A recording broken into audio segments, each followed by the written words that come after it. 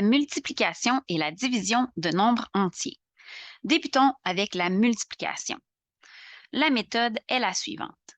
Premièrement, on doit placer les deux facteurs l'un sous l'autre. Alors, supposons qu'on veut multiplier 834 avec 123. Je vais écrire ces nombres un sous l'autre de la manière suivante. L'étape 2. Je vais prendre le chiffre des unités du nombre du bas, c'est-à-dire le 3 ici dans ce cas-ci, et je vais le multiplier avec tous les chiffres du nombre du haut en commençant par la droite.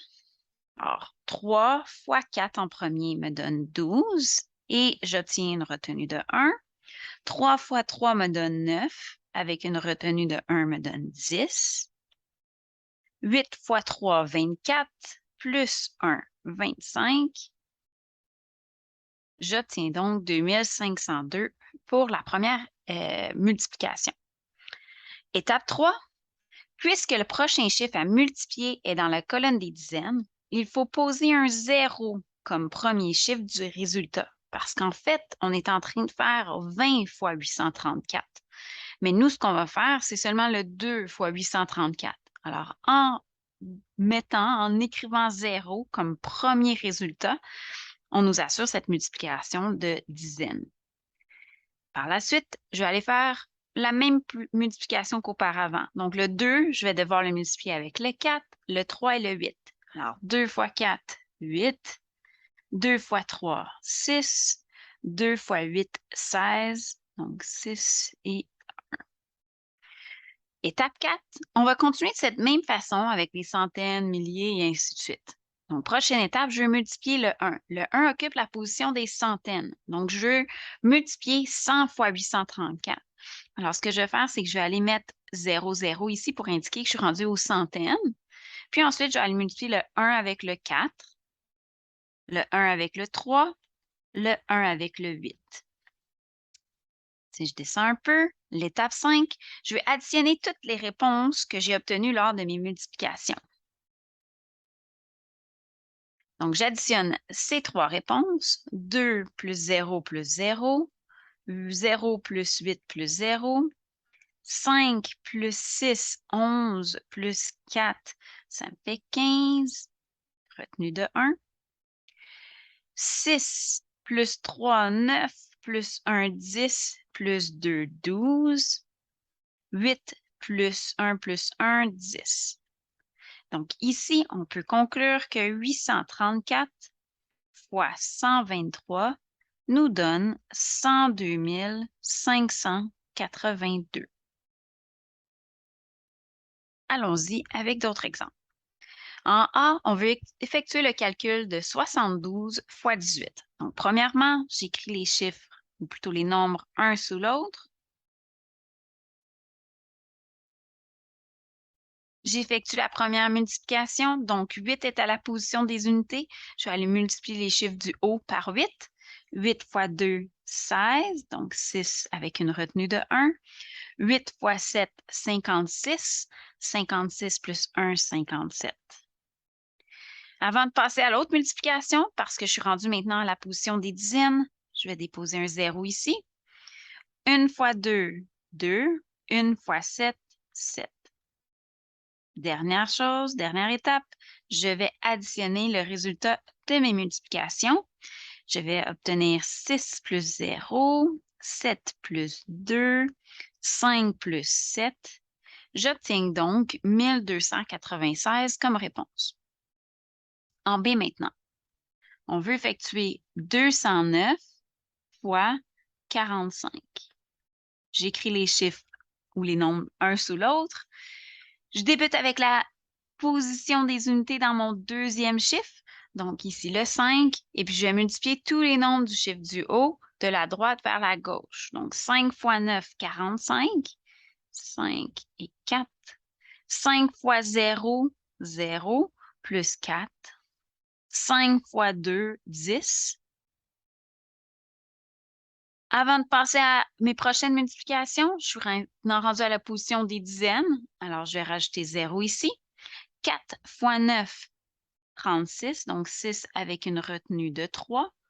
4 fois 0 plus 3. 4 fois 2, 8. Et j'additionne le résultat de mes multiplications. Donc, ça fait 5, 0 retenu de 1, 3 plus 1, 4, 8 plus 1, 9. On peut donc conclure que 209 fois 45 me donne 9405.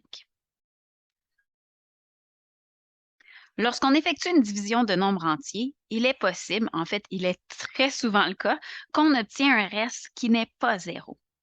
Dans ce cas, on va poursuivre notre division en ajoutant des décimales à notre réponse. Donc, on va vouloir prendre ce reste-là et le convertir en nombre décimal. Pour ce faire, voici la méthode à suivre.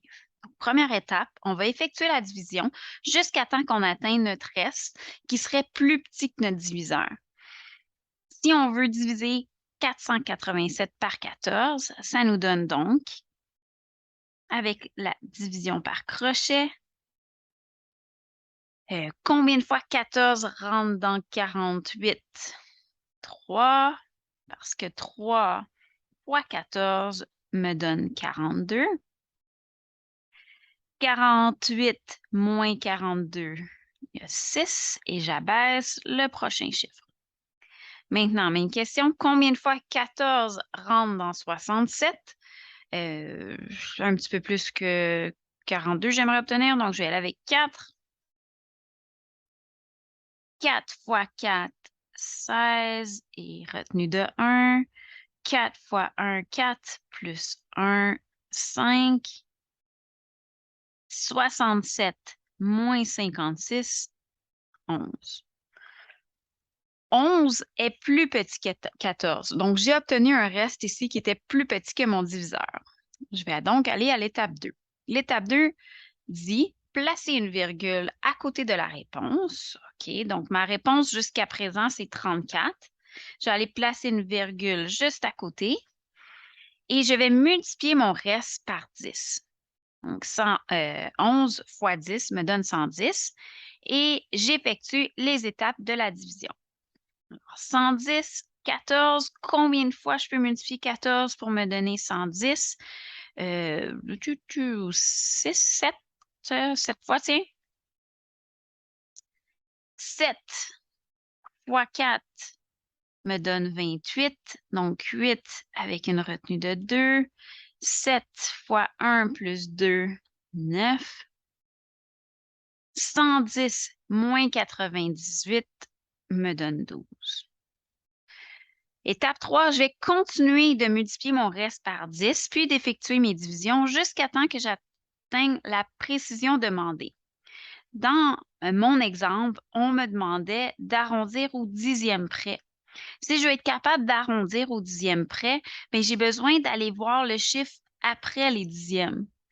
Donc, j'ai besoin ici de poursuivre mon calcul une étape supplémentaire. Donc, j'ai besoin d'effectuer encore une fois ma division pour obtenir le chiffre à la position des centièmes. Et puis là, je vais pouvoir faire mon estimation. Donc, je vais encore me poser, pas me poser ma question tout de suite, c'est vrai, parce que je vais continuer de multiplier mon reste par 10. Et puis là, je vais me poser ma question, combien de fois 14 rentre dans 120? 1420. Ben, tantôt, on avait 98 quand on a multiplié par 7. Fait que je pense que je pourrais y aller avec un chiffre un petit peu plus gros. Je vais y aller avec 8. 8, donc 8 fois 4, 32, retenu de 3. Et puis, on a 8 fois 1 plus 3, 11. Donc, 120 moins 112, il me reste 8. Je vais arrêter là. J'ai assez d'informations pour pouvoir compléter la question. Donc, on m'avait demandé d'arrondir au 10e près. Alors, si je vais voir après les dixièmes, on a un 8 qui est plus grand que 5. Ma réponse est donc 34,8. Alors, 487 divisé par 14 nous donne, je vais mettre environ parce qu'on a arrondi ici, 34,8. Avant de poursuivre avec d'autres exemples, j'aimerais apporter votre attention ici. Donc, si on veut arrondir à l'unité près, ce qu'on doit faire, c'est qu'on doit poursuivre nos calculs jusqu'au dixième. Si je veux arrondir au dixième près, je vais poursuivre mes calculs jusqu'au centième, et ainsi de suite. Donc, on continue toujours un plus loin que ce qu'on a de besoin pour être capable d'arrondir. Premier exemple maintenant, on va diviser 249 par 17. Alors, combien de fois 17 rentre dans 24? C'est une seule fois. Quand je vais effectuer la soustraction, j'obtiens 7 et j'abaisse le prochain chiffre. 79 divisé par 17. 17, c'est presque 20. Moi, j'aurais tendance à dire 4 parce que 4 fois 20, ça donne 80. OK, donc 4 fois 7, 28. Alors, 8, une retenue de 2. 4 fois 1 plus 2, donc 4, 5, 6. 68. 79 moins 68, ça me donne 11. 11 est plus petit que 17, donc mon reste est plus petit que mon diviseur. Je vais donc ajouter une virgule à ma réponse et multiplier le reste par 10. 110 divisé par 17 maintenant. OK, donc 17 fois quoi me donne quelque chose qui est près de 110. 17 fois 5, pas tout à fait, parce que j'ai 5 fois quelque chose d'un petit peu plus petit que 20, ça va me donner quelque chose de plus petit que 100. Donc, je vais aller avec 6. 6 fois 7, ça me donne...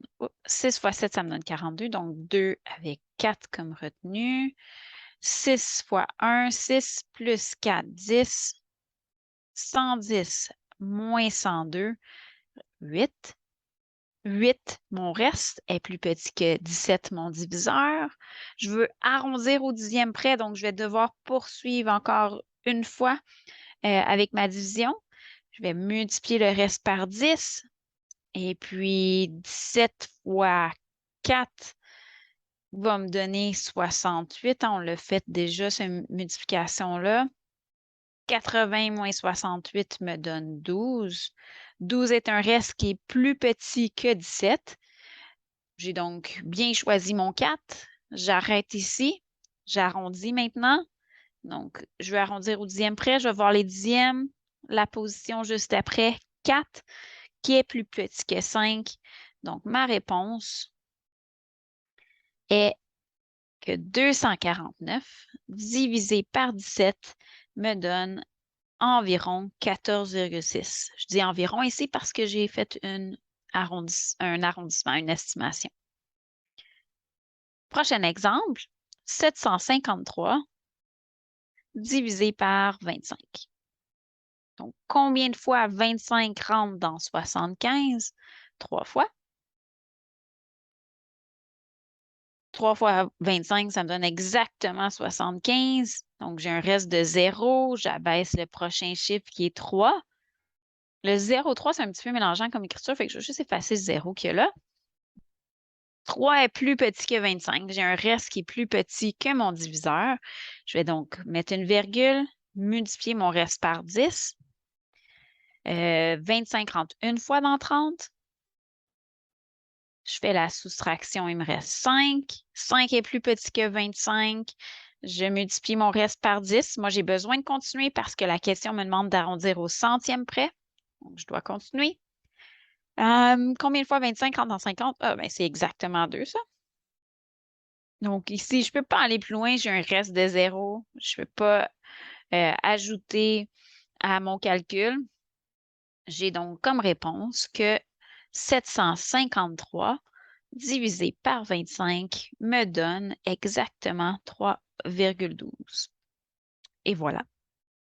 Je vous invite à essayer à votre tour quelques exemples. Il y a 4 calculs ici qui suivent.